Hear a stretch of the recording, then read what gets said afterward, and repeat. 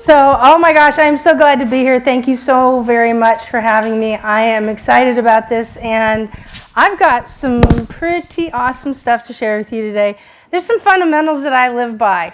And the first one is that it's my live and die rule in life, and it's in the absence of information, people make stuff up, right? Second thing I live and die by is that evil prevails when good men do nothing. And the last one is that bad decisions make really great HR stories, and you're going to hear one today, and it's a juicy one. Oh my gosh. So it was about 8 years ago, and before I even do that, I want to share with you, like every one of us has a superpower. Like you have a superpower, you have a superpower, I have one too. And it took me a while to figure out what that was. And so after a pretty rough 5-year stretch, I sat down and I thought, all right, well, what am I innately good at? And what I'm innately good at is finding patterns. I am one of those weirdos that can go and like take something apart completely, put it back together, and it'll still work. Like, and there's no missing parts or anything like this. There's no leftover. Like, where did this screw come from? I don't know. It works fine. So that's what I do.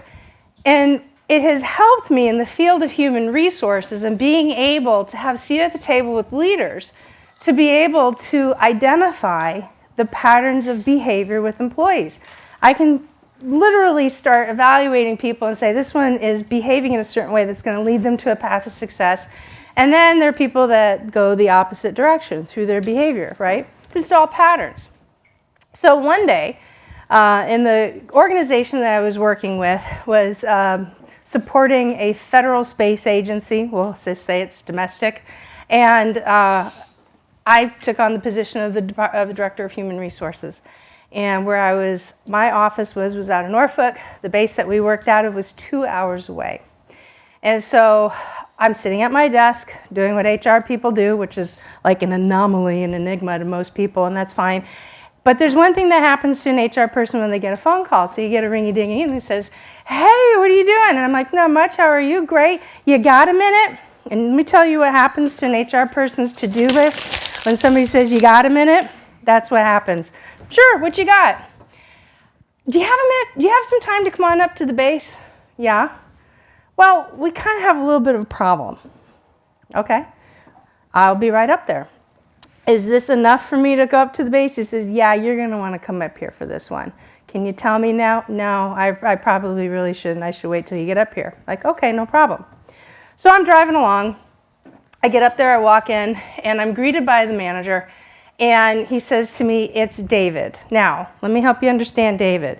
David was hired 3 years before me. Before David even became an employee, he was a problem child. He was a problem child through the interview process. He was a problem child when he was onboarding. And he was a problem child for 3 years. Now, there's an interesting pattern that's starting to take place in this country. And I can help you understand what I mean by some data. So back in 2019, there was a study that was conducted by the Partners for Leadership and Partners for Accountability, and they studied 40,000 leaders. And out of these 40,000 leaders, 82% answered a question, have you ever held your employees accountable? And they answered it. 82% answered they have attempted to, but failed, or never did. 82% of 40,000 people equates to 32,500 people. And if there's an engineer here, you would have known that I missed that number by 300 people. So my math is bad. That's why I'm in HR. And so that's a lot. That's a lot of loss of accountability. And so that was happening in our organization as well. That's why David was a problem child for 3 years. So what happens with people who are disengaged, that they tend to be 18% less productive and 15% less profitable. Now, I don't know about you, but we do have entrepreneurs out in this audience that can you imagine what you could do with an extra $150,000 for every $1 million that you make? That's what is being sacrificed with somebody that's not hitting the mark, right? So we've got our 15%er. And I said, so what's going on? And he said, well, earlier today, David walked into the building, and we had 2 employees that were sitting at a table, minding their own business, doing their own thing. And he looked up at him out of nowhere and said, "You know, I always wondered what the taste of burnt human flesh was like." Excuse me? Yeah. I said, "That's what was said." He goes, "Yeah." Okay. I'm on the phone with the CEO. I'm like, "Houston, we got a problem." And he said, "Yeah, I hope you're not joking with that phrase." And I'm like, "No, I'm pretty serious about this." I said, "We got a problem, it's David." He goes, "Okay." I said, "I'm up here at the base right now." I said, I'm going to launch an investigation. I'm going to send him home. I said, "I'll call you back in about 45 minutes to tell you how everything went." Not a problem. So we pull him into security. I brief a special agent that I now have to work with. So now I'm working with a federal special agent. Brief him. And he's like, "Okay, no problem." So we safely remove him from the base. Okay? We have now, quote unquote, suspended him pending the outcome of an investigation. I spent a week interviewing 24 people along with a federal special agent trying to understand what is going on with David. At the end of that, I learned that David had developed a pattern of really bad behavior. We'd already seen it. I was already starting to coach him on it, which meant that probably this was going to turn into a situation of not if, but when he was going to be terminated. But there was something that was nagging me, and I could not put my finger on it the entire time. You know, women have an intuition. And if you've got a woman with a strong intuition, do not ignore it, okay? Do not ignore her. She's telling you, like, your stranger danger is going off, your spidey senses are happening, and if you feel a crack in the planet, it means that she's right. So I kept thinking, I was like, God, man, what is going on?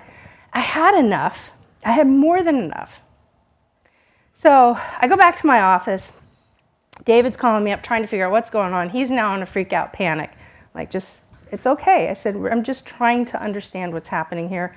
I said, "I will call you in the next 24 hours. He goes, "Okay, great." Because you always still want to treat people like human beings because they are, right? They're grown-up adults, so let's treat them nice. So I'm like, what am I missing? So I pull open his iPad. And what I found was an elevated stage of behavior that started to get me even more concerned. In the browser history of his iPad, he was geeking out on kind of off-the-wall news agencies. Like, you would never hear of any of these things, right? The conspiracy theory type of news agencies. Like, okay, that's not good. And this was our company iPad that he was Googling on. So then I didn't find anything weird with his email, but I did also find that David was shopping, and he was shopping for something very specific. He was shopping for scopes. He was shopping for monoscopes, binoculars, telescopes, and rifle scopes.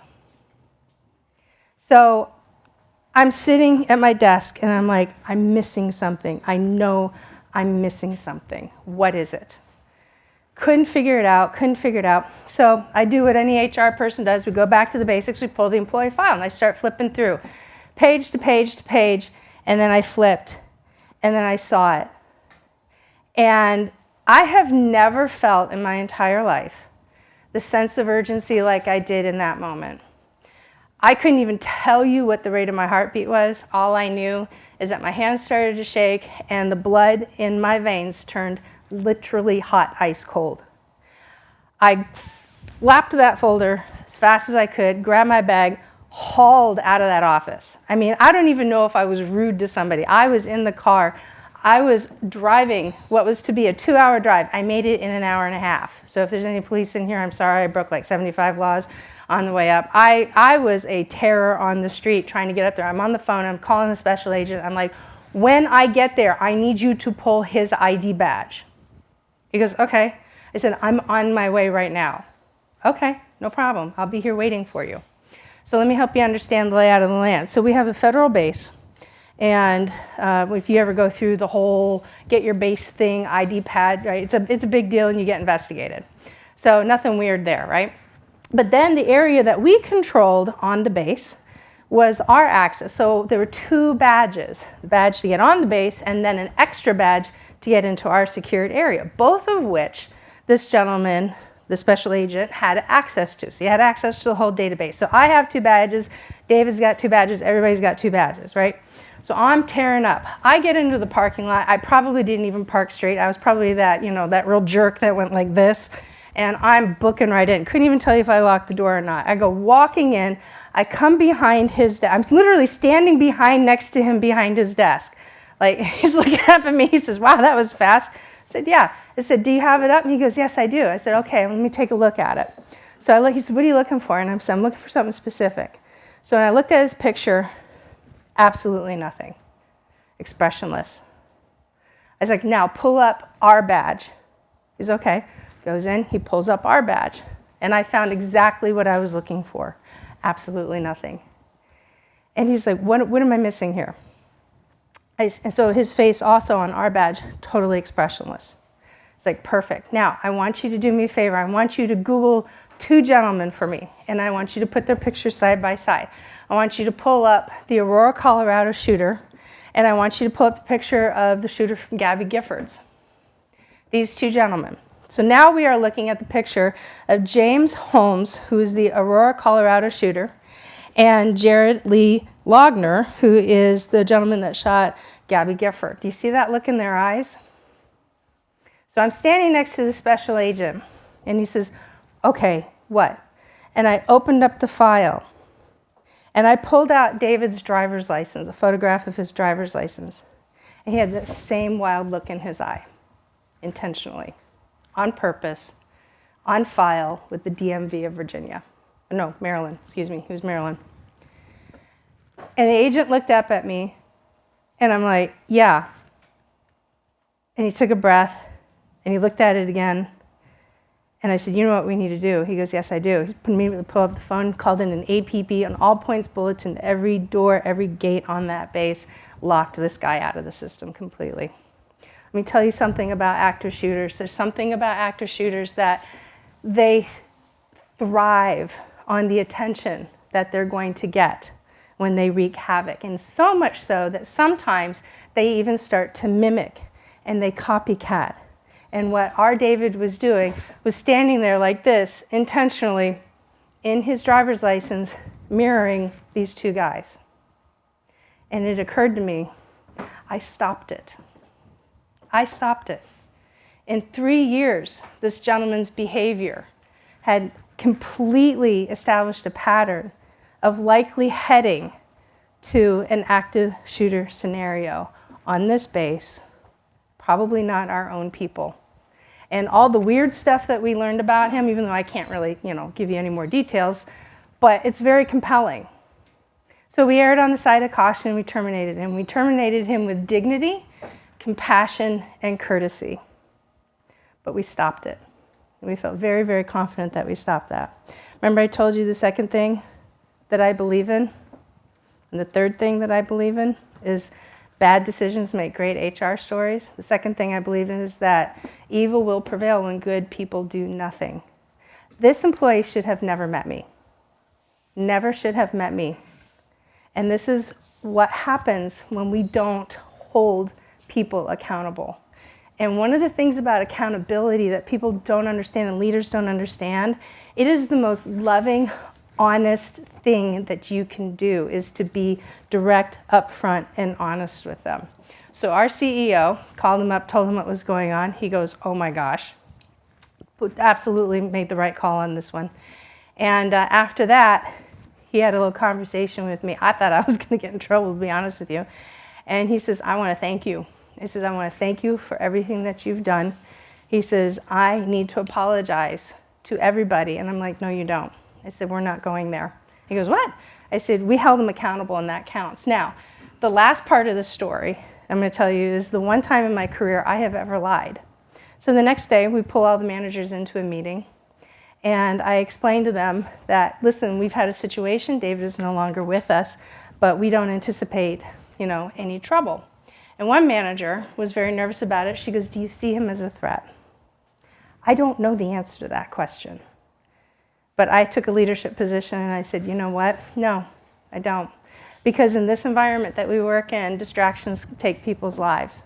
So one of the things that I'm most proud of is the fact that every termination I have done, every difficult situation I've been in with every difficult person, not a single employee has ever suffered any negative consequence.